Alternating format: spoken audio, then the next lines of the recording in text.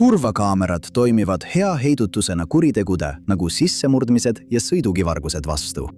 Paljudel juhtudel jäävad kurjategijad siiski kaamerasse, kuid neid ei tuvastata kunagi.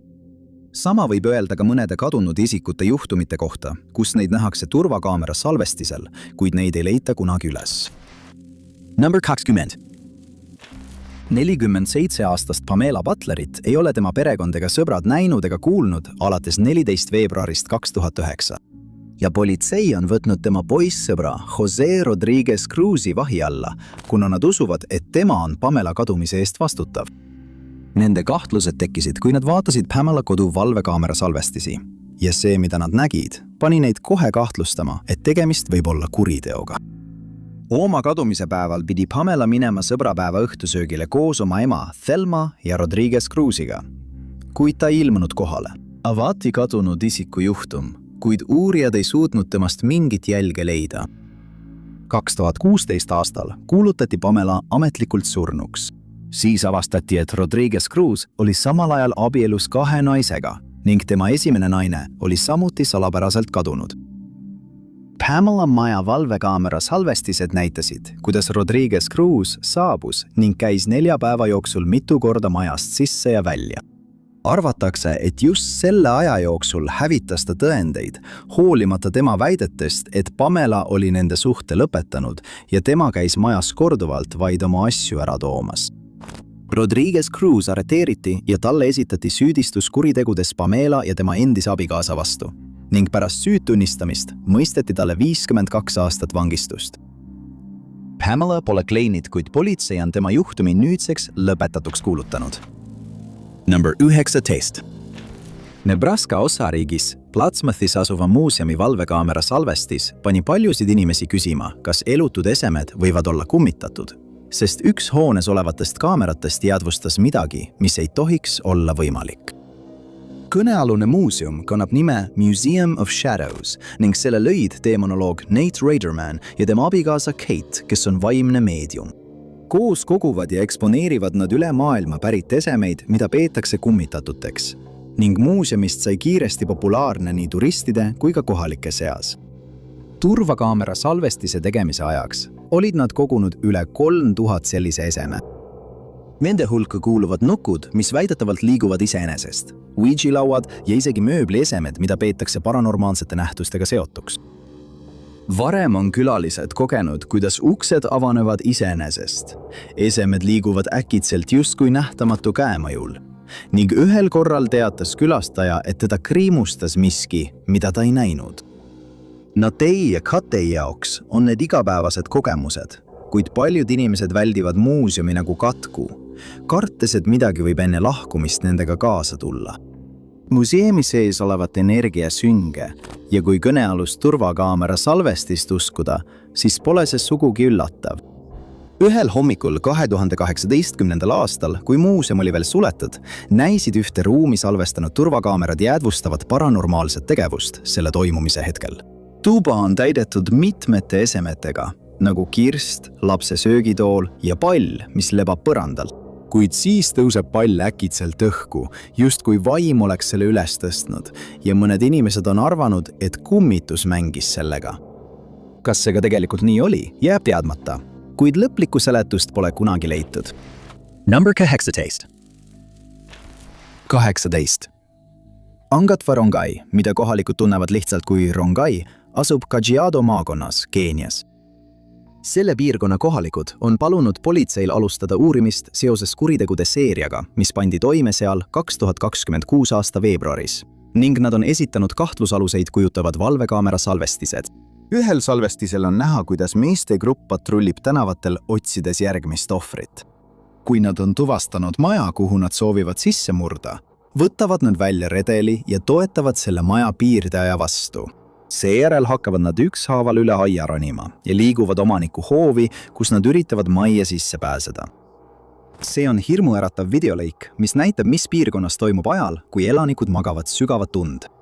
Teine videolõik näitab meest, kes ronib paljaste käte ja jalgadega üle müüri. Suur saksa lambakoer haugub tema peale raevukalt, kuid mees jääb rahulikuks ja jätkab röövimist. Teises videos on röövli nägu kuni ninani maskiga kaetud ja ta näib täiesti häirimatu, hoolimata sellest, et ta on kaamera ees. Kuna ükski neist meestest pole tuvastatud, on tõenäoline, et need röövid jätkuvad seni, kuni nad tabatakse ja pannakse oma kuritegude eest vastutama. Mõned majad olid sihikule võetud 2 järjestikuse lööl, jättes piirkonna elanikud väga ärevaks, sest neil pole aimugi, millal või kus vargad järgmisena löövad. Loodetakse, et turvakaamerate salvestised aitavad mõningaid kahtlusaluseid tuvastada ja et nad lõpuks tabatakse. Number 17. 2014. aastal elas 23-aastane Kiara Stubbs Birminghamis, Alabamas ja tal oli probleeme oma auto piduritega. Ta ütles oma vennale, et üks mees, keda ta tundis, oli pakkunud abi ja ta küsis, kas vend saaks ta tema töökohta viia. Kiara oli varem tema laste juuksed lõiganud, seega tundus talle, et meest võib usaldada. Tema vend nõustus ja viis Kiara 5 Points Westi Boost Mobile'i poodi, kus mees töötas. Mees oli Kiarale öelnud, et annab talle raha pidurite parandamiseks. Aga siis võtsid asjad kummalise pöörde.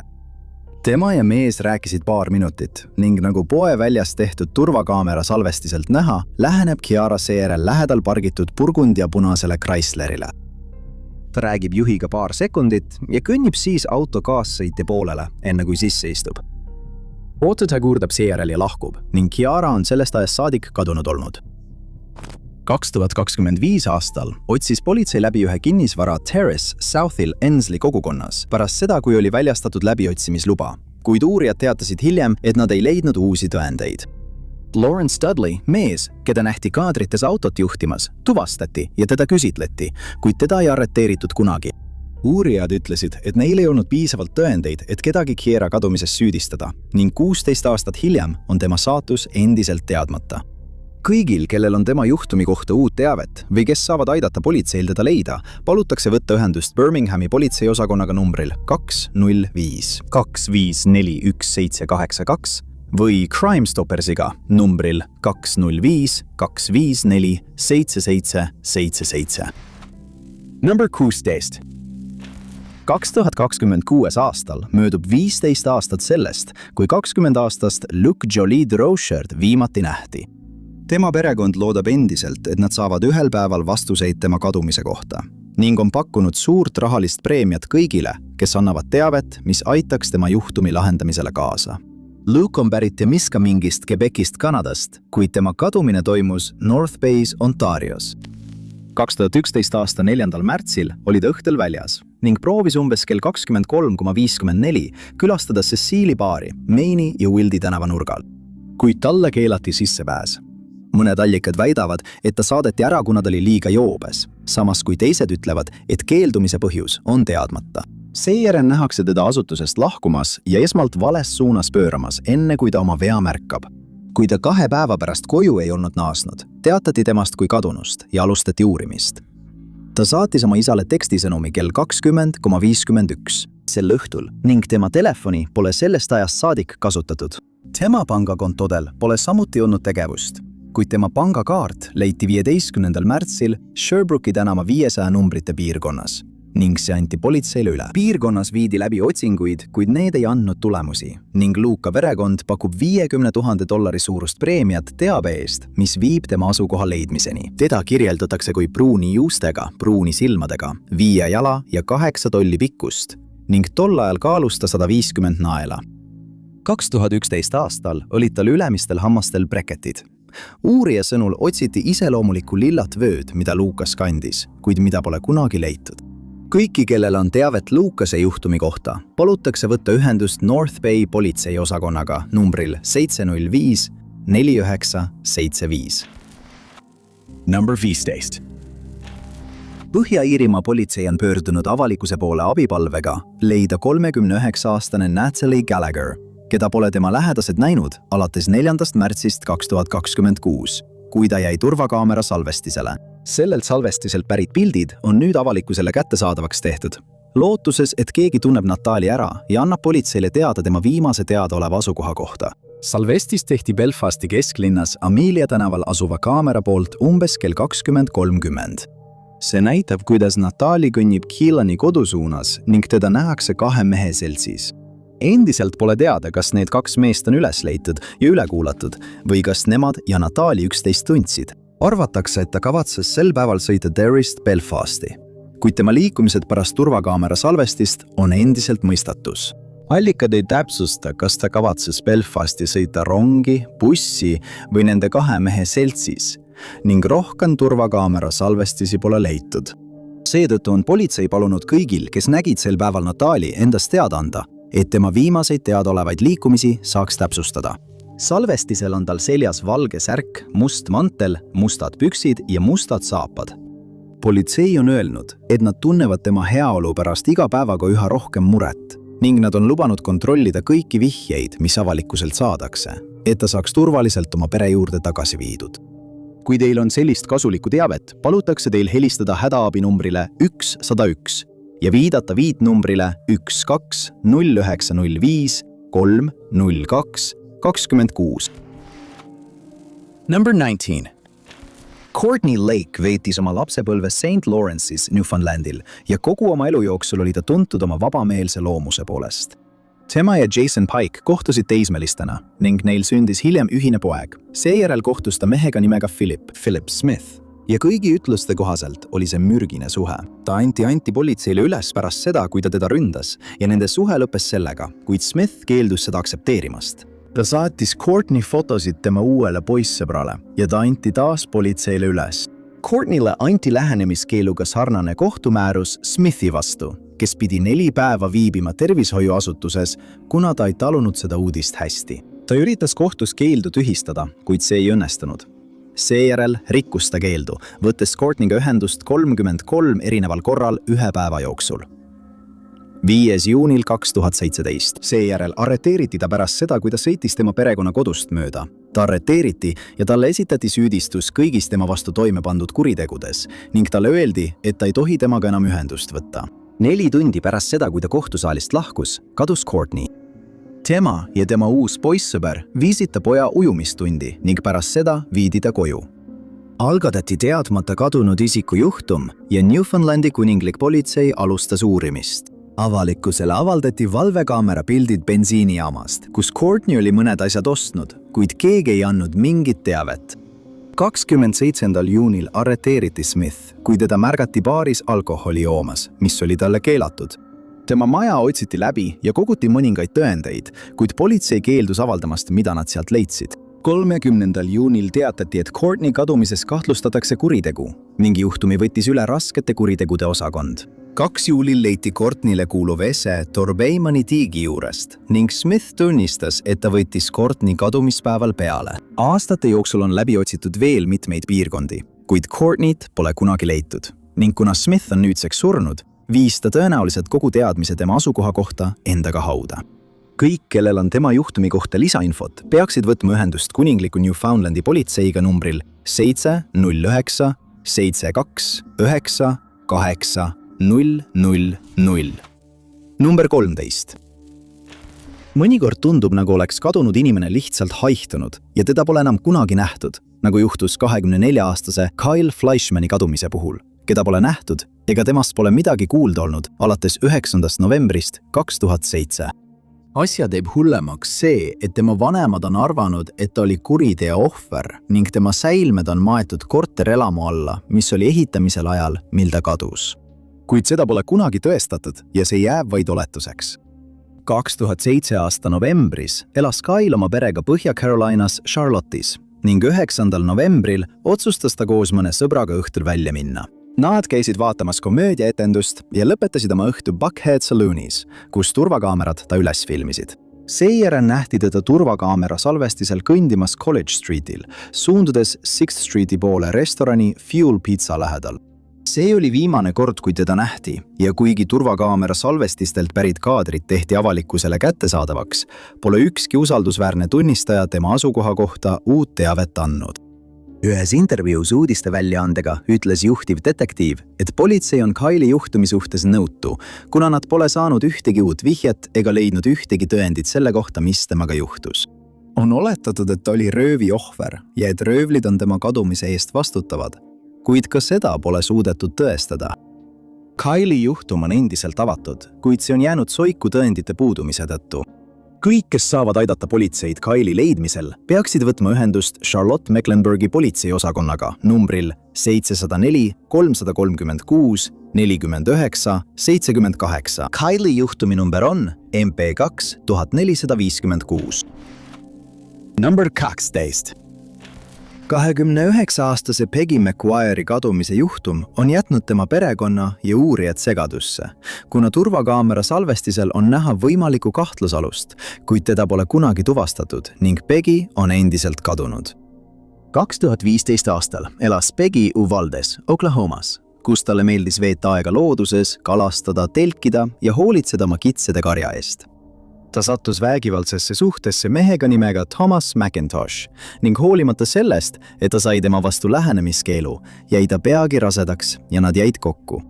Nad kolisid Indianasse, et alustada uut elu, kuid McIntoshi vägivaldne käitumine ainult süvenes. Pärast seda, kui ta kägistas, otsustas ta kolida tagasi Oklahomasse, kus ta elas oma ema juures. Siiski suutis McIntosh ta uuesti tagasi tulema veenda ning kolis tagasi Oklahomasse, et olla koos tema ja nende pojaga. Pärast õenduskooli lõpetamist sai ta töökoha Wellington Hillsi hooldekeskuses ja hakkas kohtuma mehega nimega Richard, samal ajal kui ta kavandas plaani McIntoshist põgenemiseks. 2015. aasta 16. novembril lõpetas ta oma vahetuse, pärast mida viis ta oma poja kooli. Järgmiseks päevaks oli ta kadunud ja tema veok leiti tema maja lähedal asuva baari parklast. Valvekaamera salvestis näitas, kuidas keegi sõitis veoki parklasse ja jättis selle sinna, kuid salvestis oli liiga udune, et kahtlusalust tuvastada.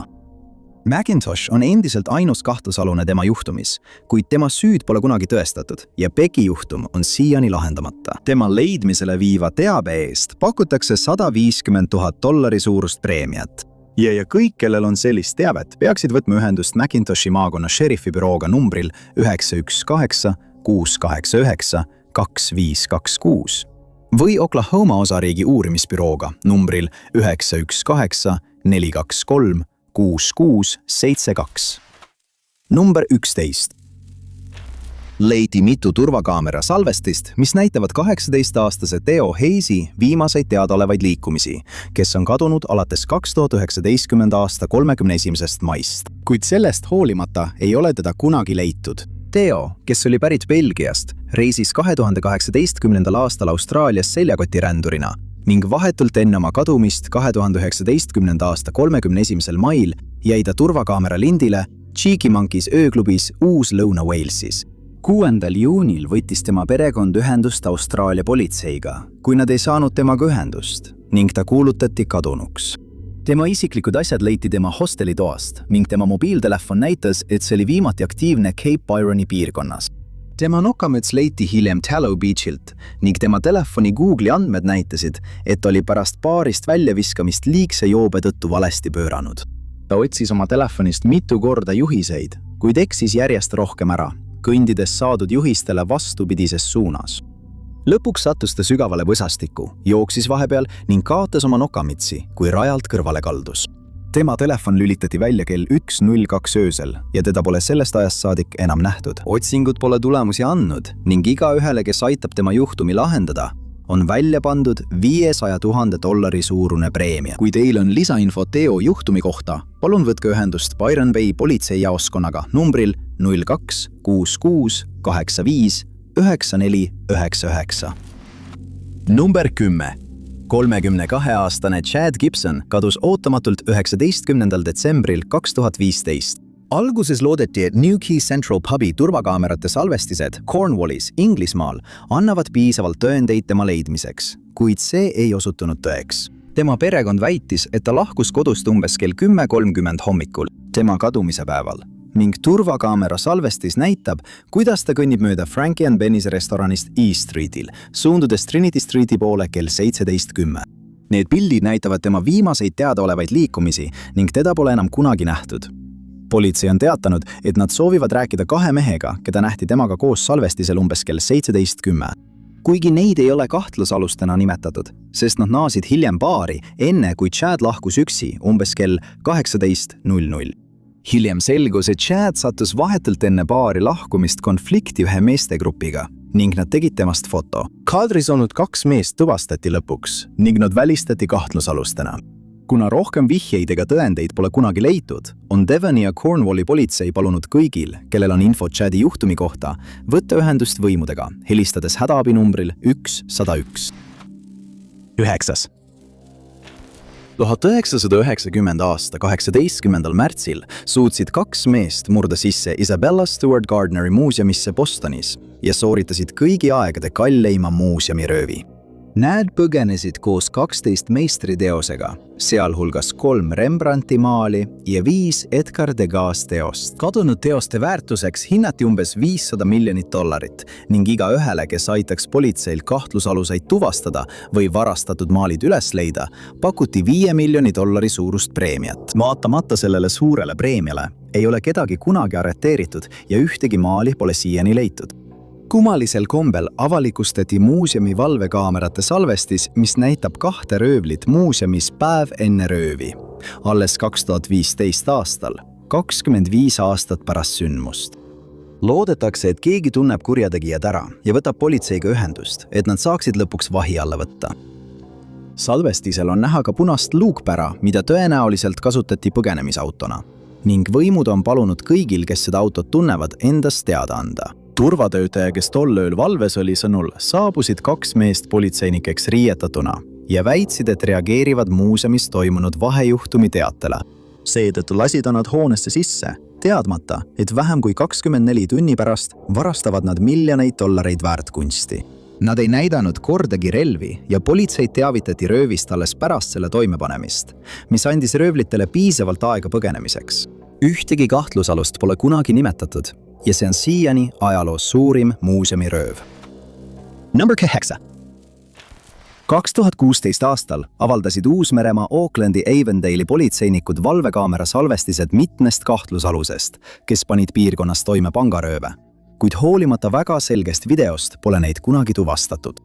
Kõnealused 2 röövi pandi toime 4-kuulise vahega samas pangas. Esimene neist toimus selle aasta 11. detsembril. Esimene röövel röövis West Foresti krediidiühistut Great North Roadil ning sel ajal viibis hoones mitu inimest. Nad tegid kõik endast oleneva, et meest politseile kirjeldada, kuid ta hoidis oma nägu riiete varjus ja teda ei õnnestunud tuvastada. Siiski märgati, et tal olid näol plaastrid ja käsi oli lingus. Tunnistajad teatasid ka, et ta kandis päikeseprille, et oma isikut varjata. Ta kasutas lingus kätt, et relva peita, mille ta kassapidaja juurde lähenedes välja võttis. Ja pärast seda, kui ta oli kogu raha kokku kogunud, põgenes ta jalgsi. 4 kuud hiljem rööviti sama pank uuesti. 12. aprillil kandis mees näo ees bandaanat, järgides sama tegutsemisviisi ning lähenes kassapidajale, relv käes. Tal olid samuti päikeseprillid ees, kuid pole teada, kas tegemist oli sama mehe või teise röövliga. Pärast hoonest põgenemist nähti teda jooksmas mööda sissesõiduteed, mis asub panga kõrval ning teda ei õnnestunud tabada.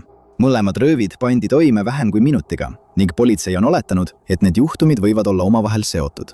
Kuigi pole teada, kas sama röövel tegutses mõlemal korral. Kui tunnete selles videos olevaid mehi ära, palutakse teil võtta ühendust Avondale'i kriminaaluurimisosakonnaga numbril 09 21 38 448. Number 7. Tänu internetis levivatele kuulujuttudele on levinud palju valeinfot 31-aastase Caleb Paradichi kadumise kohta, kes kadus Kanadas Alberta provintsis Edmontonist 31. mail 2026. Mõned allikad väidavad ekslikult, et ta on leitud surnuna, kuid Edmontoni politsei igapäevaste uuenduste kohaselt otsitakse teda endiselt aktiivselt. Pole teada, kust need põhjendamata teated pärinevad, kuid tuleb märkida, et need ei vasta tõele. Calebit nähti viimati turvakaamera salvestisel, kui ta kõndis Tanager Close'i piirkonnas umbes kell 18:45. Ja sellel on näha, kuidas ta samal ajal oma telefoni vaatab. Politsei on palunud piirkonna elanikel vaadata üle oma turvakaamerate salvestised, juhuks kui need salvestasid Calebi sel päeval, ning loodetakse, et tema liikumiste jälgimine pärast viimast nähtud hetke aitab tema asukoha kindlaks teha. Tema perekond on öelnud, et Caleb hoiab nendega alati ühendust ja seetõttu on tema kadumine väga ebatavaline. See on tekitanud muret, et sel päeval juhtus Calebiga midagi halba, kuid hetkel ei kahtlustata kuritegu. Kaadritel on Calebil seljas tume kapuutsiga jakk, khakivärvi püksid, must nokkmüts ja mustad jalanõud. Teda kirjeldatakse kui pruuni juustega ja pähkelpruunide silmadega ning ta on 5 jalga 9 tolli pikk. Teda võib ära tunda ka paremal käsivarrel oleva kella tätoveeringu ja paremal õlavarre taga oleva leegi tätoveeringu järgi. Ei ole teada, millised olid tema plaanid enne kadumist ning seetõttu ei tea keegi, mis suunas ta pärast viimast kaadris nähtud hetke kõndis.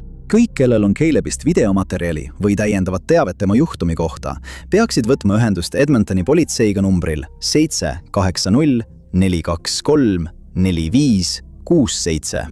Nad võivad samuti helistada mobiiltelefonilt numbrile 37. Number 6.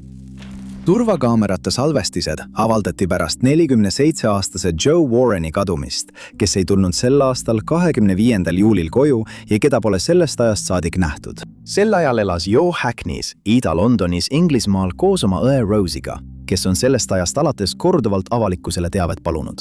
Nad olid koos elanud üle 10 aasta ning Rosie ütles ühele meediakanalile, et tema venda nähti viimati selle aasta 25. juulil Marshgate'i silla ja Hackney soode lähedal, umbes kell 9:30 hommikul.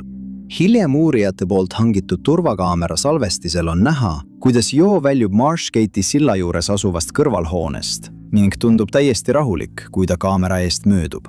Jääb endiselt saladuseks, kuhu ta pärast seda suundus ning seetõttu ei õnnestunud politseil teda leida. Nad ei ole samuti avaldanud, kas nad kahtlustavad Joe juhtumis kuritegu või mitte ning tema perekond on vastuste leidmisel meeleheitel. Ida-Londoni mitmeid piirkondi otsiti läbi ning piirkonna elanikke küsitleti ihuks, kui keegi oleks pärast sellel videosalvestisel nähtud Jood märganud. Kuid rohkem vihjeid pole kunagi saadud ning tema saatus on endiselt teadmata. Tema perekond on mitmetes piirkondades üles pannud lendlehti, et juhtumile tähelepanu tõmmata, kuid keegi pole tulnud välja ühegi lisainfoga. Eppingi metsas viidi läbi täiendavaid otsinguid, kuid need ei andnud tulemusi. Joe õde ütleb, et tal on lühikesed pruunid juuksed, mis pealaelt hõrenevad. Ta on 6 jalga ja 3 tolli pikk ning saleda kehaehitusega. Kaadritel kannab ta kamuflaažiopet, rohelisi pükse ja musti-valgete taldadega tosse.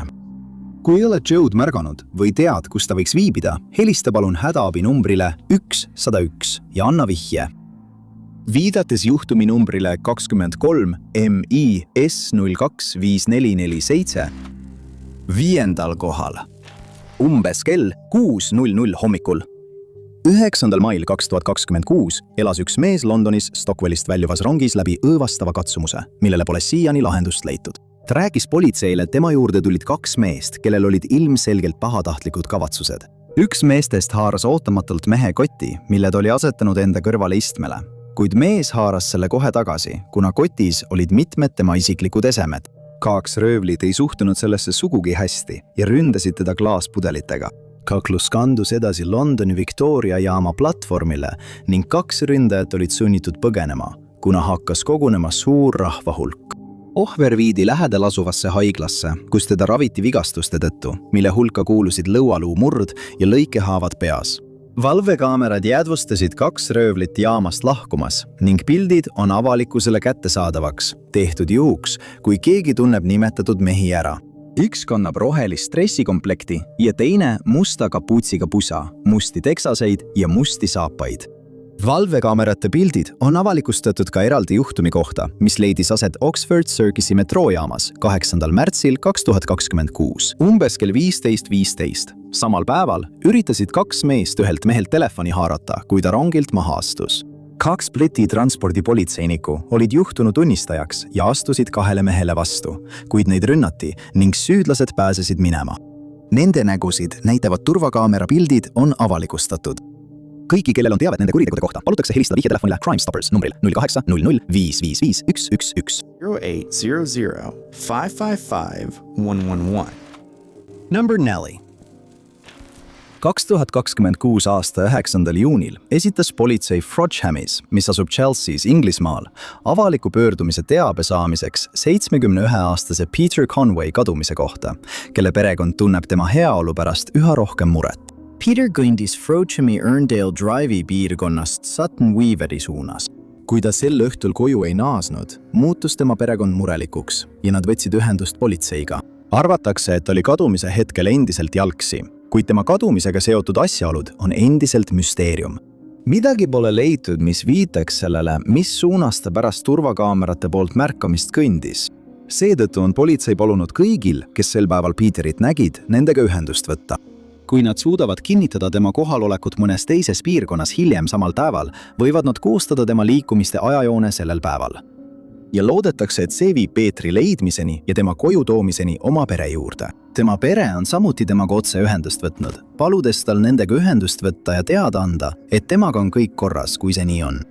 Kaadritel kannab ta halli T-särki, musta sulejopet, siniseid dressipükse, jalutusjalatseid ning tal on seljas seljakott. Kõigil, kes on Peterit näinud, palutakse võtta ühendust Cheshire'i politseiga numbril 101, viidates juhtumi viitenumbrile IML 234 6179. Number 3. Katlu Zalune on arreteeritud. 24-aastase Alicia Apostolov-Pojerani kadumise juhtumis, kes kadus Inglismaal Durhamist 2022 aasta jaanuaris, kuid teda pole kunagi leitud. Sel ajal elas ta Ashton-under-Lynes, Tamesides, Suur-Manchesteris. Ja 14 jaanuaril samal aastal võttis ta peale mees, kes sõitis kuldse värvi Volkswagen Passati sedaniga. Seejärel nähti teda turvakaamera salvestisel Asda supermarketis koos mehega, keda peeti kõnealuse auto juhiks. Salvestisel on näha, kuidas ta vaatab mitmeid esemeid poeriiulitel, hoides käes rohelist ostukorvi. Mehe nägu oli kaetud mütsi ja kirurgilise maskiga, mistõttu ei olnud võimalik teda tuvastada, kuna tema nägu polnud kunagi selgelt näha. Paar kasutas ostude eest maksmiseks Alicia pangakaarti ning neid nähti seejärel lahkumas. Tunnistajad tulid välja ja teatasid, et teda nähti seejärel samas autos, kui see sõitis Glossopist Chapelli poole Le Frithis, Derbyshire'is. Ta kuulutati kadunuks pärast seda, kui ta ei võtnud perega ühendust ning uurimise käigus muutis politsei tema juhtumi tapmisjuurdluseks, kuigi Aliciat ei olnud leitud. 2022 aasta märtsis arreteeriti mees nimega David Alex Taylor, kuid ta vabastati kautsjoni vastu. Ta võeti uuesti vahi alla alles 2024 aasta märtsis ning praegu ootab ta endiselt kohtuprotsessi. Ta on end süüdi mitte tunnistanud, kuid talle on esitatud ka süüdistus politseiniku ründamises, kui ta 2024 aastal Franklinis vanglas viibis. Kõik, kellel on lisateavet Alicia juhtumi kohta, näiteks täiendavaid valvekaamera salvestisi sellest päevast, peaksid võtma ühendust politseiga, helistades numbril 101. Kõik saadud vihjed võetakse menetlusse. Number 2. 41-aastane Sarm Heslop, kes on pärit Southamptonist, Inglismaalt, kadus 2021 aasta märtsis, kui ta viibis katamaraanil Siren Song, kus tema ja tema poissõber Ryan Bain töötasid kokkadena. Tema kadumise ajal oli katamaraan jõudnud Neitsi saartele ning 7. märtsil nähti neid õhtust söömas St. Johni saarel. COVID-19 piirangute tõttu pidid nad olema tagasi katamaraanil hiljemalt kell 22:00. Aga Riani sõnul jõudsid nad tagasi palju varem. Ta ütles politseile, et Sarm magas juba kell 22:00 ja kui ta teda kell 2:30 uuesti vaatamas käis, polnud teda enam seal. Ta teavitas politseid, kes käskisid tal võtta ühendust rannavalvega, kuid ta tegi seda alles samal päeval kell 11:45. See tähendas, et Sarmi kadumisest oli möödunud 9 tundi, mis tekitas Sarmi perekonnas kahtlusi. Kummalisel kombel ei otsitud katamaraani kunagi läbi, kuigi politsei käis mingil hetkel pardal. 9 päeva hiljem võttis St. Johni mees politseiga ühendust, et teatada, et oli kuulnud karjet piirkonnast, kus katamaraan Sarmi kadumise ööl oli sildunud. Ja FBI sekkus.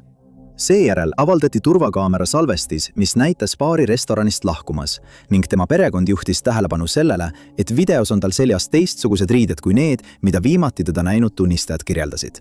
Sarmi juhtumis pole kunagi kedagi kahtlusalusena nimetatud, kuid paljud inimesed arvavad, et Ryan teab rohkem, kui ta välja näitab. See tuleneb suurtest ajavahedest tema kadumise ja Ryani rannavalvele tehtud teate vahel. Ryani pole kunagi ametlikult politsei poolt üle kuulatud ning pole selge, kas ta on vastutav tema kadumise eest. Kõigil, kellel on lisateavet Sarmi juhtumi kohta, palutakse helistada USVI Crime Stoppersile numbril 800 222 8477. Esimene. Edmontoni politseiamet on avaldanud ajajoone selle kohta, mis on teada 24-aastase Nathaniel Morasti kadumise kohta, kes on Peter Ballantyne'i Cree rahva liige, mis asub Prince Albertis Saskatchewani põhjaosas. Oma kadumise ajal, 9. mail 2025, külastas ta sõpru Edmontonis ning oli sinna reisinud koos mitme teise sõbraga. Nathanis jäi turvakaamera lindile 5 mail samal aastal, kui ta lahkus Continental Innist umbes kell 1:30 öösel. Ta lahkus oma autoga, Hyundai Tucsoniga, mis nähti 8 minutit hiljem tagasi võõraste majja saabumas. Ta lahkus uuesti kell 2:37 öösel ja teda nähti 7-Elevenis aadressil 156 tänav ja 107 avenüü, kus ta lahkus kell 2:55 öösel. Arvatakse, et ta sõitis seejärel läbi Edmontonist, Sherwood Parkist, Buck Lake'ist, Nordaguust ja Lake Louise'i piirkonnast. Ja Kundal meil märgati tema autot sõitmas läbi Briti Columbia. Järgmisel päeval märgati seda parvlaeval, mis sõitis Nanaimosse. Ja 10. mail sõideti sellega tagasi Edmontonisse. 12. mail nähti seda Lloydminsteris. 3 päeva hiljem leiti see hüljatuna ja ülevärvituna James Smithi Cree rahvaalal Saskatchewanis. Sõiduki ümbritsev ala otsiti läbi, kuid Nathanise jälgi ei leitud. Sellest ajast peale ei ole ta oma perega ühendust võtnud ning politsei on teatanud, et peab tema kadumist kahtlaseks. Kõik, kes teavad, kus Nathanis asub või kes saavad tema juhtumi uurimisele lisainfot anda, peaksid võtma ühendust Edmontoni politseiga numbril 780 423 4567.